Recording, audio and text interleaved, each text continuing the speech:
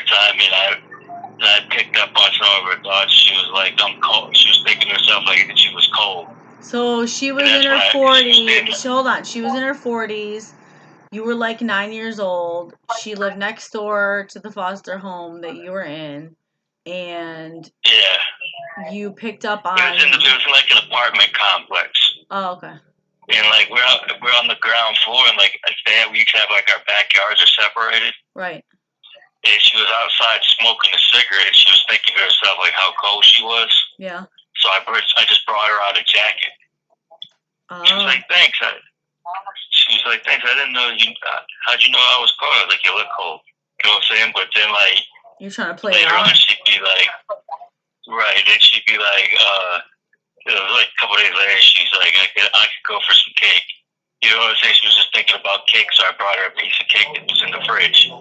She knocked on it. It was like, "Here you go." So you gave yourself like, away. How'd you know? Right, but I was just playing. You know what I'm saying? And she was just, and she just caught on. But then it just kind of got like, she started doing it. She'd be like, because then after that, she was like, she started trying to talk to me a little bit about like that type of stuff happening. Okay. And then like 10 minutes after she went in the house one time, I heard another one of her thoughts. She was like, "Come over." She was like, "If you can hear me, come over and knock on my door right now." So I went over and knocked on her door. And I still played it off. You know what I'm saying? But I kept doing little things like that. You were playing games. She just kept. Well, yeah. Because what I realized is like, the more I use it, it's like people start thinking like, well, I don't have to tell you what I think because you already know. You know what I'm saying? Doing shit like that, I shouldn't have to tell you how I feel because you should automatically know how I feel. That's the shit that you were concerned about me doing. Right, that's what everybody does, but you don't realize like in order to do it, you have to be like tuned into that person all the time, focused on them all the time. You know what I'm saying? And that's just unrealistic. There's so much other stuff going on. It's unrealistic to do it all the time, but it sounds like it's possible to have a balance. Oh, it happens, but I'm not going to stick. You don't sit there and focus all day on one radio station. You know what I'm saying? Right, unless you love it that much. No commercials?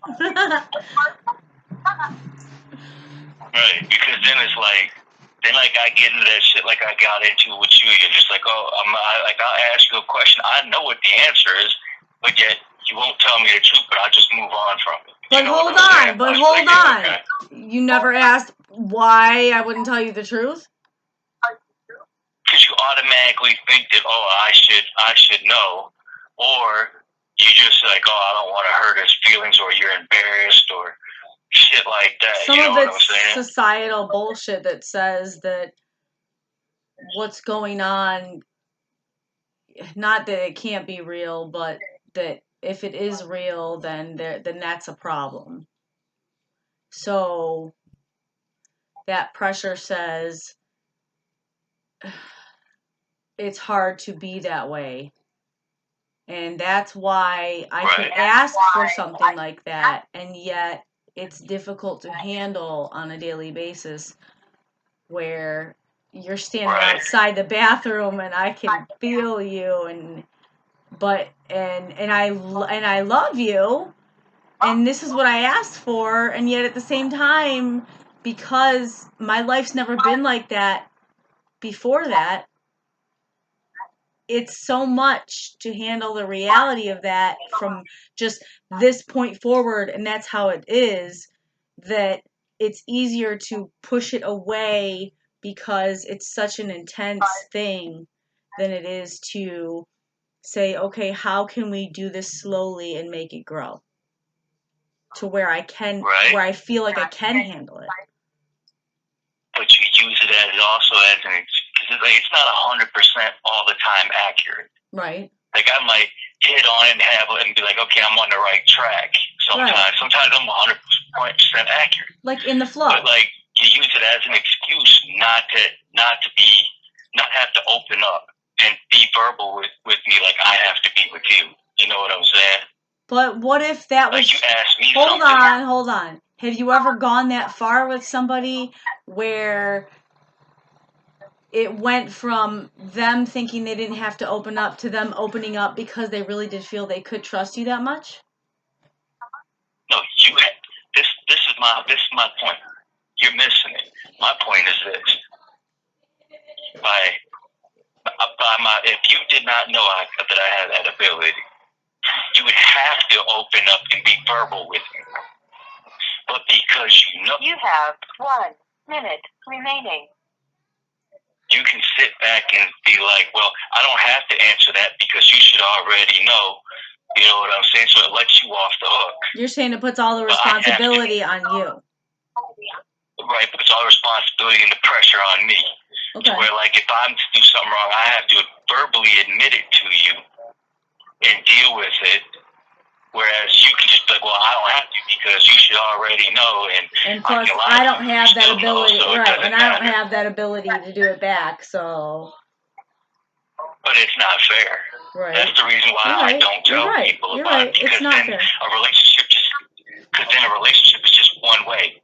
You know what I'm saying? I'm stuck with all the responsibility, and nobody has to take responsibility for their own shit. And you've also never. It doesn't sound like you've ever fleshed that out either to see where that would lead.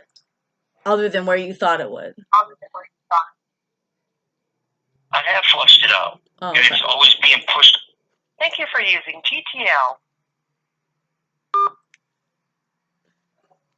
I love him. See, this is the shit you cannot fucking make up. How do you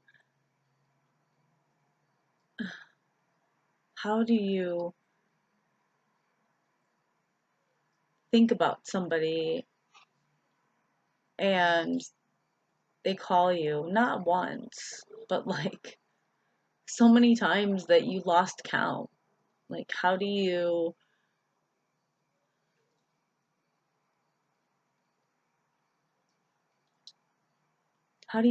just suddenly think to yourself, I'm going to try to talk to him with my mind and not say anything? And then he responds like multiple times within seconds as you're silently saying things in your mind to him. Like, you can't fake that shit. It's so real. It's so real. And yet, his thing is absolution of responsibility on my part. I get that issue and I get that fear. I understand, like, that can be a problem, but I don't see that as a reason of just not doing it at all. I see it as, okay, it's something that you have to watch out for. It's something that you have to take extra time to be careful and slowly develop. And yet, I could feel him. While he was locked up, I could feel him. Like, I could feel his presence there with me. And I would think about him and he would call me. And I would feel so close to him sometimes when we were talking. And then even afterwards, when we'd hang up, I'd still feel close. And then there were times when I would be upset and he would call and he wouldn't say hello. He would say, what's wrong? Because he already knew I was upset. That was why he was calling. And yet when he got out, that feeling was so intense that I didn't know how to handle it. I wanted it. I asked for it. I wanted somebody who was in tune with me. I asked for that gift in a man. And yet, when I got it, I didn't know what to do with it. And it overwhelmed me. That doesn't mean, and look, it's been 20 years.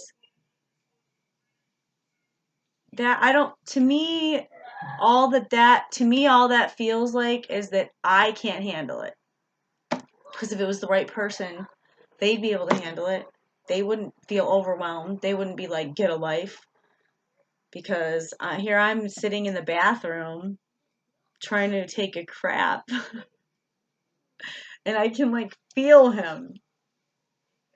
And I felt like I didn't have any privacy. And that was a problem for me because I'm an introvert. I need my own space. I need to feel like I have my own shit. I need to feel like I have my own private thoughts in my own mind and my own, I mean, and yet I wanted to share my life with someone in this very intimate way.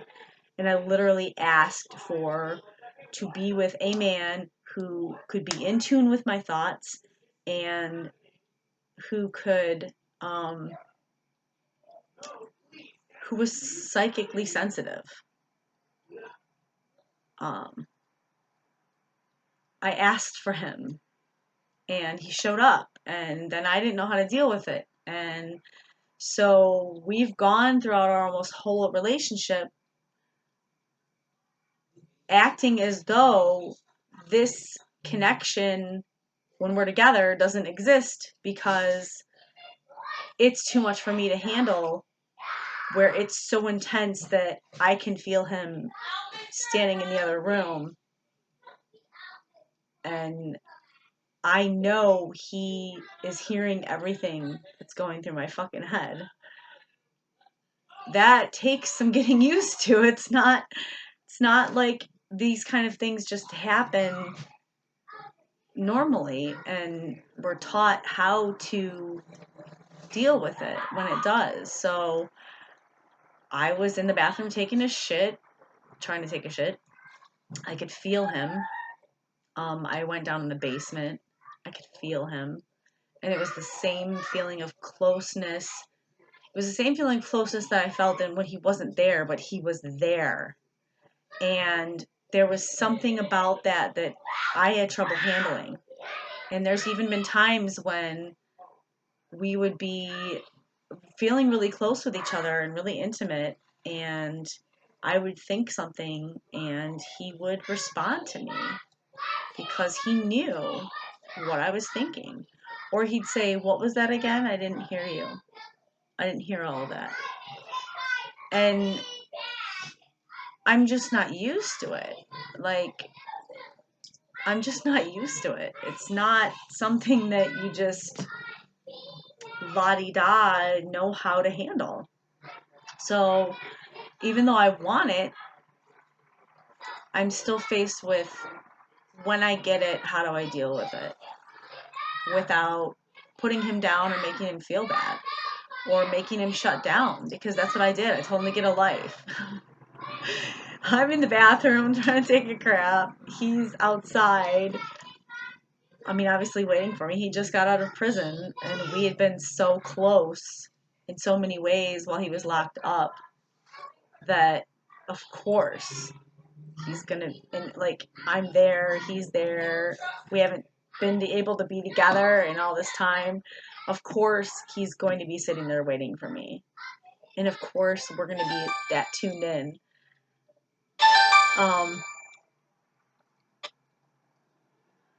But I just felt like, how do I handle that? And I'm still trying to figure that out. But I want to. Parnell facility. I want to figure If you that feel out. you are being victimized or extorted by this prisoner, please contact GTL customer service at 855-466-2832. To accept this call, press 0. To refuse, your current balance is $9.89. This call is from a correction facility and is subject to monitoring and recording. Thank you for using GTL. That's a long ass wait. 5 minutes? I never took the phone off my ear. Just pretended like I was still on the phone. But no, like, I have taken it to that point before where I pushed and pushed. And the only thing you try to do then is you're always just like, well, I need my own space. You got to find some place to go. And you try to get rid of me. Like, send me up north to some dude's cabin or some shit. Send you up north to some dude's cabin. What?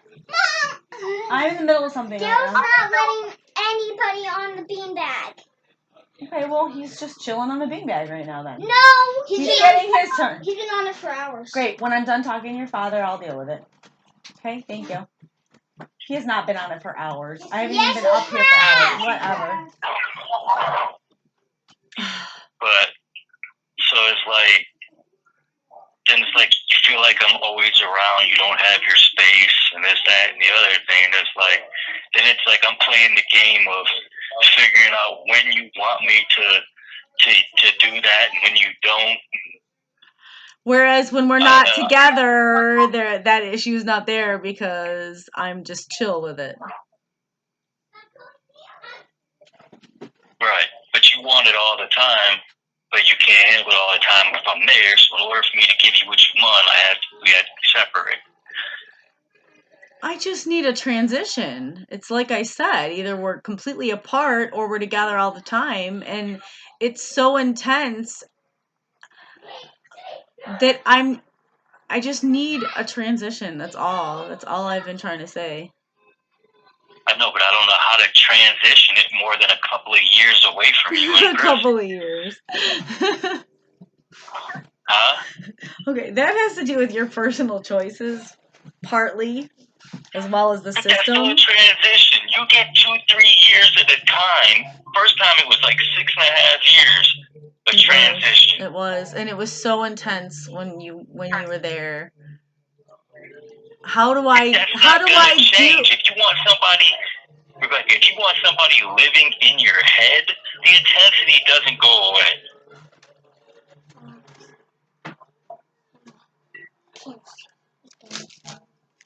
Thanks. A little bit. Okay, bye. Love you. It's almost bedtime. Let brothers know.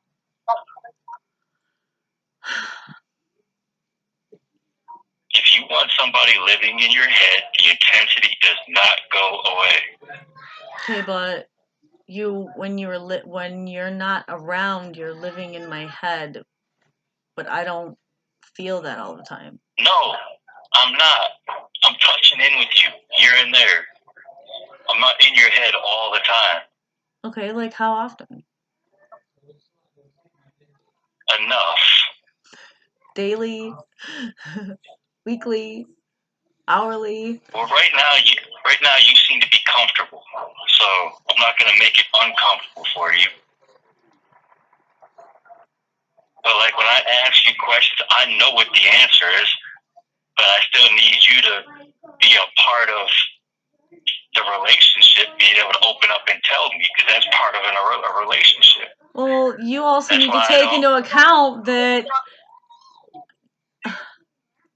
from the moment we're born, we're taught to hide ourselves. So how is that resolved with just be cool with it all the time? Because that's a whole other opposite. Asking me to invade you all the time. I'll invade you with my cock all you want. But you want me to live inside your head, but you're not cool with it because it's not natural. Exactly what I'm saying. It's not natural. It's natural in the fact that it exists, but it's not natural in the fact that it's not something that people can deal with. It is something people can deal with. I asked for this. No, it's not. Okay. Yeah, but you can't deal with it because you have secrets that you really don't want me to know or want people to know. Now, how is it fair that I don't want to hurt you. No, that's not what it is. I don't want to hurt you. Honey, you've done things that I never would have dreamed of doing, okay? There is nothing that I've done. Hey, I've been 100% honest with you. Now, you say that you can't be yourself when I'm around. But if I know who you are, then why can't you be yourself?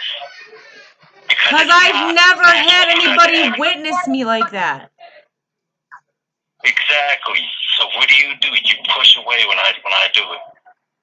Okay, and you take offense to it when it's not like you've never felt that way in your life and you don't understand that. right? But instead of you being like, look, it makes me feel uncomfortable right now. Can you stop it for a while? No, I You know. I don't just do said, that. get a You life. just automatically shove me away and then complain that I'm not being that way. You know what I'm saying? So I get like, get the hell away from me. You know, you're crowding me.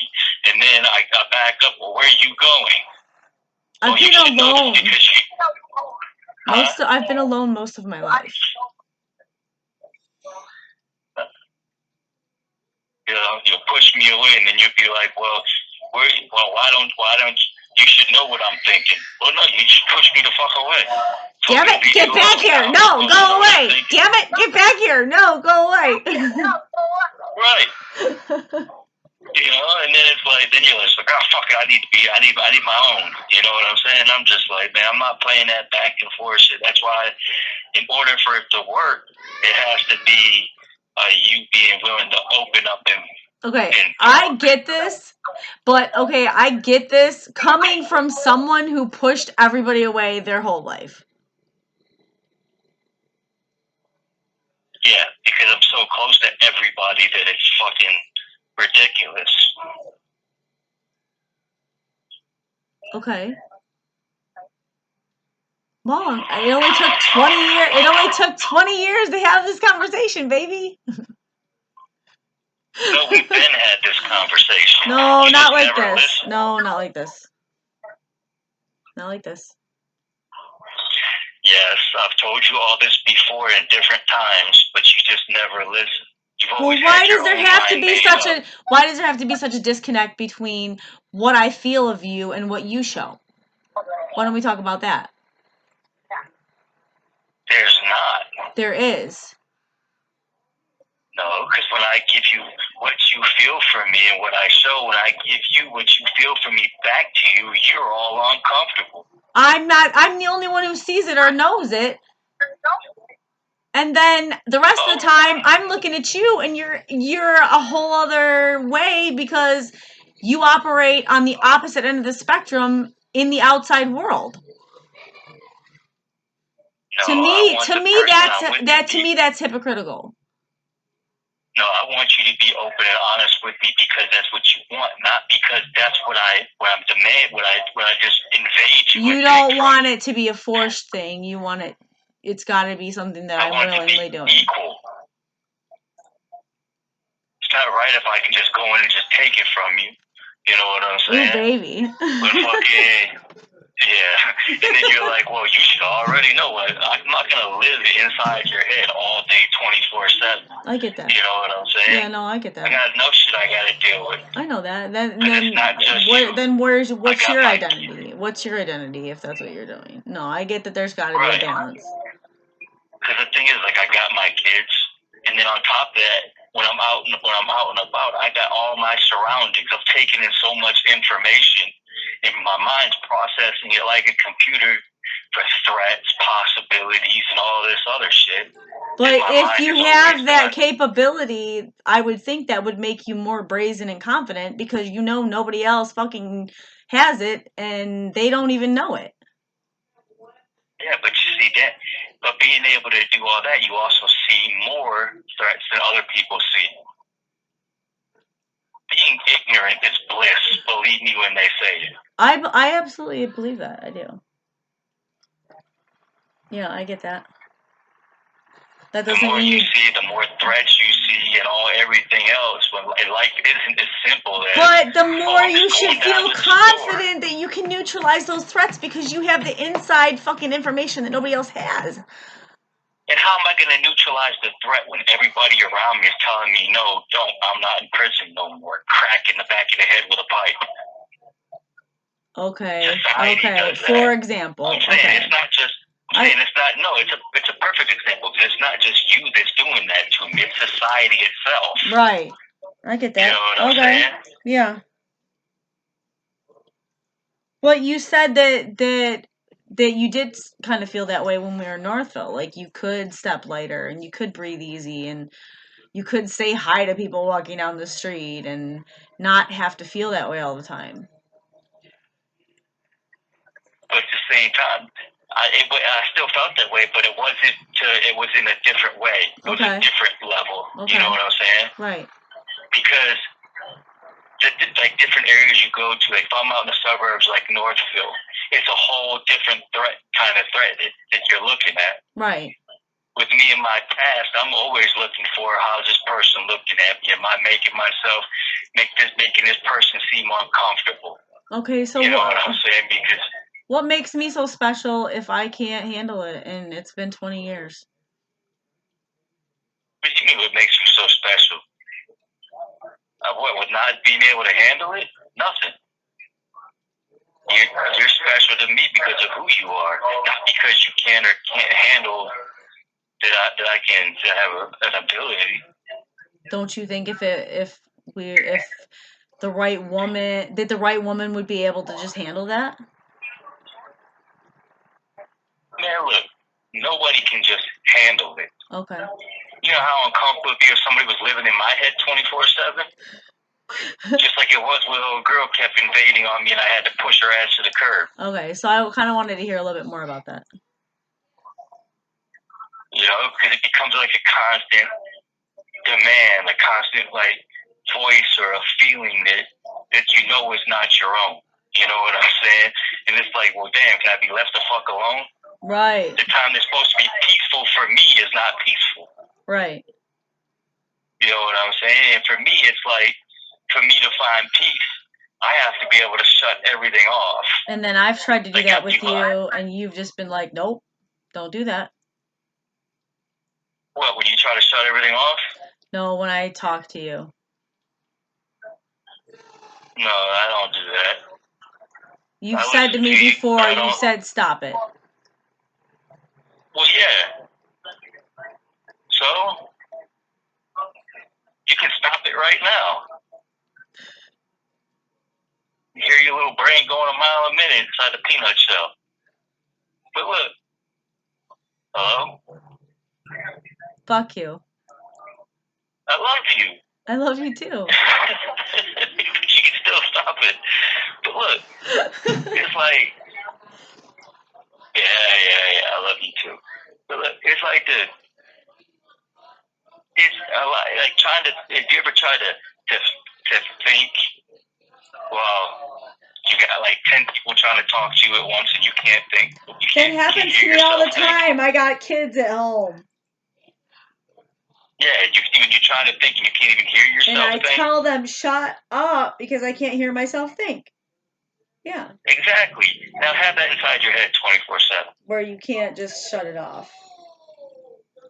Right. In order to shut it off, I have to be able to. I'll sit down, look at the TV, or look at something and stare at it, and shut my mind off, other than what I'm looking at. I don't have no thoughts about it or nothing. Right. You know what I'm saying? That's the only way I can get peace. It's like meditation. So basically, you keyed this bitch in. That's what was going on.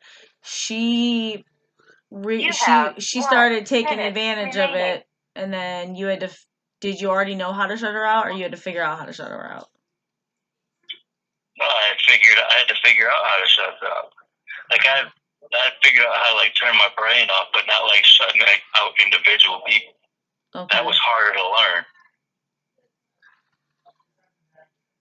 To like pinpoint what you don't want to hear, what you don't want to tune into, turn the volume up on something else. Yeah, because what you resist persists. Right. So I just stopped like feeding in and doing like knock on her door when she would ask me to, or things that would seem like a coincidence. You know what I'm saying? Right. You just ignored it. Right. All right. Well, I appreciate you opening up and talking to me about this again, because I know that it's a sensitive subject. I just want a normal relationship where it's a two-way street on the communication. Thank you for using GTL. I don't know if he can call me back. I don't think he can.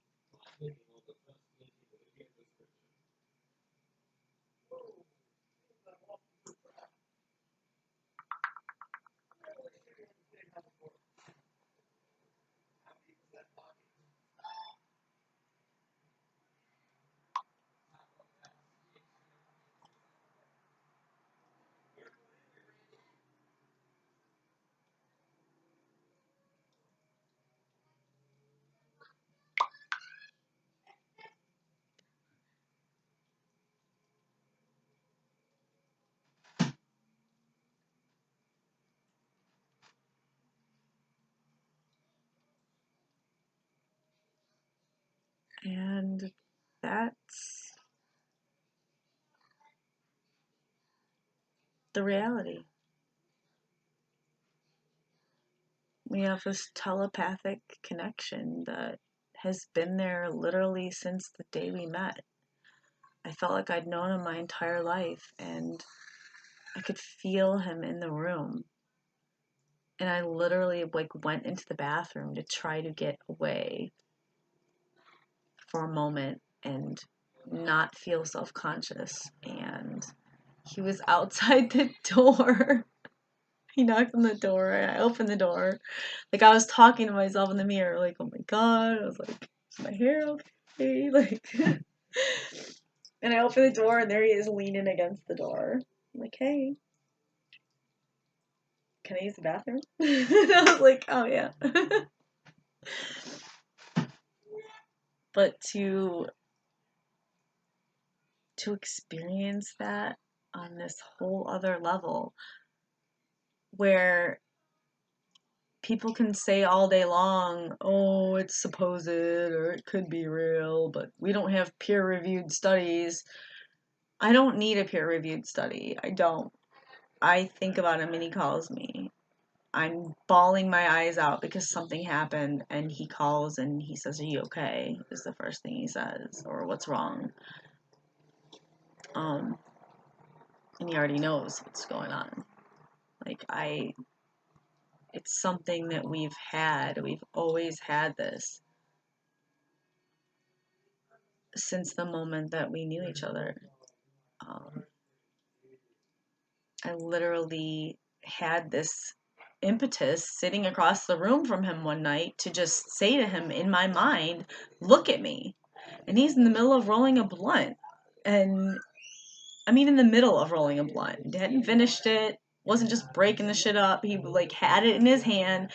He was putting the weed in it, and he set it down. Like, he looked at me. And then I'm like, oh my god, he just looked at me. Like, I asked him to. Now what? So then I'm like, come over to me. And he literally puts the thing down, gets up, and starts crossing the room towards me. And I'm like, oh my god, this is actually happening. Like, what do I want him to do now? And I just thought to myself, I want him to kiss me.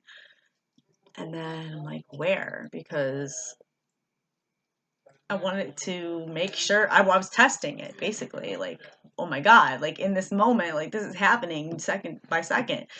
And so I was like, on my neck. So he's walking across the room, he sits down behind me in the beanbag chair, and he kisses me on my neck. 2 weeks into us knowing each other. Like, that quickly. You hear about couples having this connection when they've been together for years. They've lived together, they've had kids together, they're married. You don't hear about it being this, like, oh my fucking god. You don't hear about that. So, and I wished for that. I wanted that. I desired that. Samantha's dad, before I met Daryl, Samantha's dad used to have, like, premonitions about stuff. Like, would know places before he went there. Would have a feeling about something and let me know. And so I kind of had this knowing already that it could be like this with someone. But it was hit and miss with Sam's dad. With Dee, it's been so strong and intense that I haven't known how to deal with it. And I love it. I love him. And to be in the situations that I've been in my life where I could not trust anybody, and I did not know what the fuck was real and what was a lie. And to know that I can have this connection with someone and that they can respond to me and that every single bit of that is real. And nobody else has to believe it. Nobody else even has to know it, but it's the truth for me with this person. It's one of the most special and wonderful things that I've ever experienced in my life. And at the same time, I've been scared of it, and it's been so intense for me that I have pushed him away. I've pushed him away. I've pushed him away so much, not knowing how to deal with it. And having been so alone in my life, and having been in such horrible situations where I could not trust people in my life, that it made me afraid even more to trust.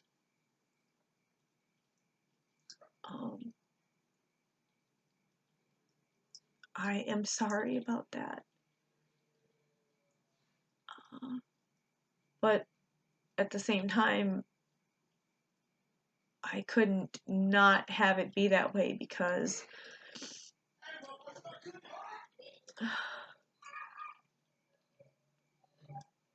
to not trust was my survival. To not trust was my survival, because when I trusted, people fucked me over so bad. I had a house. My mother left me a house, and everybody that came into the situation had their own agenda. And I was too young to be able to do it on my own. So I was trusting in this person and that person and this other person, and they all did what the fuck they wanted to do. And I ended up losing the house anyways, because everybody that came into the situation just wanted to take from the situation and control me. And I spent most of my life taking care of my sick mother. I was very mature for my age. I barely had a childhood, and I barely had a teen years where I did normal things that teenagers do.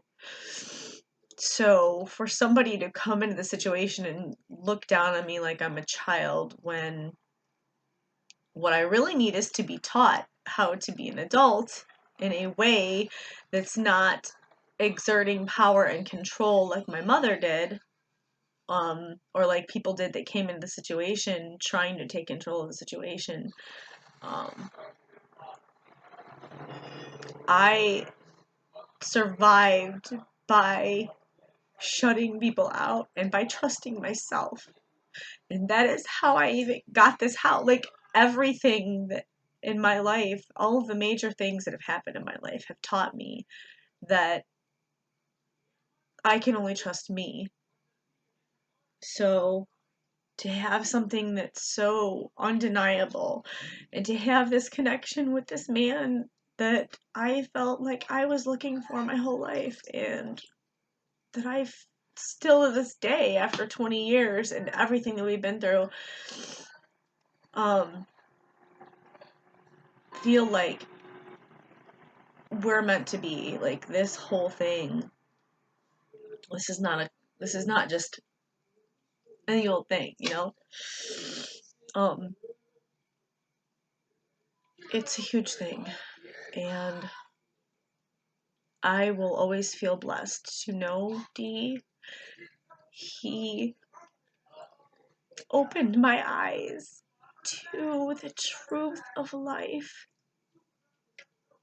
and what's possible, and to love and intimacy and connection